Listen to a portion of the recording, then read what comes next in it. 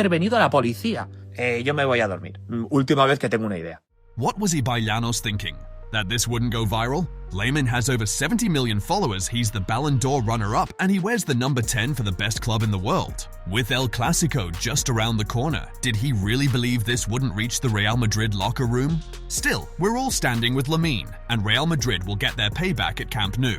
Real Madrid TV is at it again. Even though the referee favored Real Madrid in El Clásico, the club still went on a rant, accusing him of favoring Barcelona.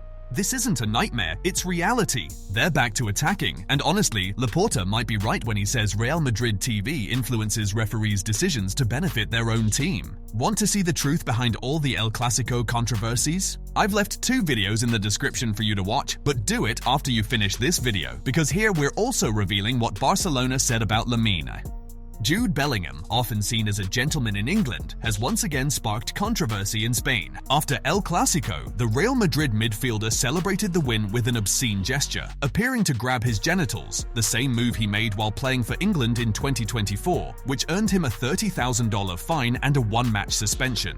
This time, he repeated the gesture at the Santiago Bernabeu, possibly directed at Barcelona fans, once again displaying provocative behavior. Dani Carvajal and Vinicius Jr. also clashed with Lamine Yamal, with Carvajal even gesturing that Yamal talks too much. Frenkie de Jong later commented that such exchanges should probably stay private. With the World Cup approaching, Spain's national team needs unity more than ever, but the tension between Carvajal and Yamal has raised concerns. Both are key players and must work together for Spain's success, while the RFEF reportedly remains unsure how to handle the situation. According to Cadena SER, the federation decided not to intervene, believing the disagreement wasn't serious enough to impact the national team's plans. The leadership views both Yamal and Carvajal as top professionals who won't let club rivalries affect La Roja. The belief that what happens on the pitch stays on the pitch is the main reason no mediator will be sent to resolve the issue. It remains to be seen how things will unfold when the 2 players reunite for Spain. Both Yamal and Carvajal missed the last national team call-up due to injuries, and it's still unclear if they'll be included in the next one. Yamal, however, is said to be better rested, having played through pain up to El Clásico. Referee César Sotogrado, who many believe favored Real Madrid in the high-pressure match, has now become the target of criticism from Real Madrid TV.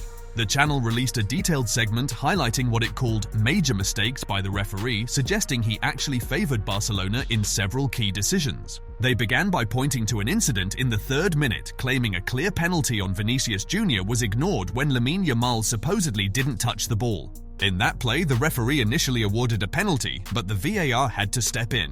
As shown in the video linked in the description, the replay makes it clear that it wasn't a penalty. The channel also protested a disallowed goal by Kylian Mbappe in the 13th minute, calling it a serious and highly questionable mistake. The list continued with several other moments throughout the match, including an uncalled foul by Pedri on Camavinga before Valverde's yellow card, a missed foul on Brahim Diaz in the 73rd minute, and 2 late-game incidents involving Lamine and Pedri that, according to Real Madrid TV, went unpunished.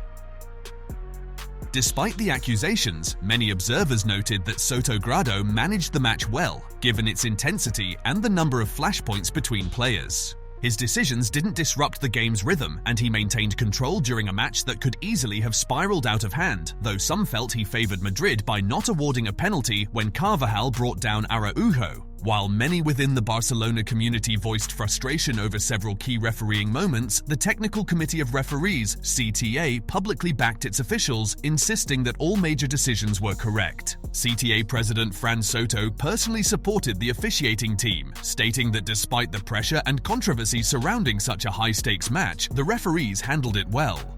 We believe that, in the end, the decisions were correct. Overall, we consider the officiating to have been solid, said Soto, as quoted by Mundo Deportivo. The El Clásico featured several contentious moments, but the refereeing committee praised the collective performance of the officiating team and confirmed that the main decisions were accurate. The supposed foul on Kubasi before Madrid's second goal was deemed non-existent, and the penalty appeal on Araujo after contact with Carvajal stood as an on-field decision without VAR intervention. Fran Soto described the officiating as good and precise, emphasizing that the decisions were made in full accordance with the laws of the game. RMTV has once again launched an unfair attack on the referee, despite Real Madrid being the team that benefited most from the game, just as Laporta had pointed out shortly before El Clásico. According to Marca, on Sunday, Laporta made a point of visiting the team at the Ciutat Esportiva training center. The president entered the locker room to deliver words of encouragement to the players and coaching staff, reminding them that the season is long and that one setback, no matter how painful, shouldn't define their campaign. Fully aware of the emotional and competitive impact of losing a Clásico, Laporta chose to focus on rebuilding confidence rather than criticizing. The defeat cut Barca's lead in the league to just 5 points, but he emphasized the importance of staying focused on their goals and responding with determination. Sources close to the club say Laporta spoke briefly but passionately, without singling out any player. He stressed unity, belief, and the need for an immediate response. Laporta continues to show complete confidence in coach Hansi Flick and in the quality and depth of the current squad. Now it's up to Barcelona to respond quickly on the pitch and get their season back on track. What did Sorg say about Lamine? Did you miss the best Lamine Yamal today here in Bernabeu? Yeah, for Lamine was not so easy, because we talked about in the halftime we have to bring him more in a one-by-one situation, but in the first half we didn't bring him in so much situations, and in the second half also. So they defend well there. We have to accept this. But I think he tried everything, and sometimes the defenders did a good job, and we have to accept it. Could you explain us what did happen between the two benches at the end of the match with Vinicius and all the football players involved? Honestly, I didn't realize it, who starts or what's wrong. At the end, it was a lot of people between the benches and shouting, but I think we have to accept it. We have to concentrate on the game. Preguntar un poco más por Lamine. I think the last word you say is a very important injury. He came from an injury and he needs rhythm and he needs more games and on the highest level, and I think it's normal. He is 18, so we have to give him time and have to help him, and we will do it all together.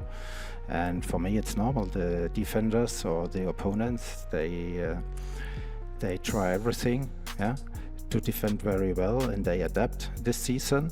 So we have more to work with him and help him to bring the best version on the pitch again. Pero de ir a buscar a Lamine Yamal o de... From the opponents? Yeah, of course. Yeah, they play 2 against 1 against him. And they want to avoid that he come in the box or near the box for the finishing and everything. It's normal, but he is young and he has to improve, and we will help him.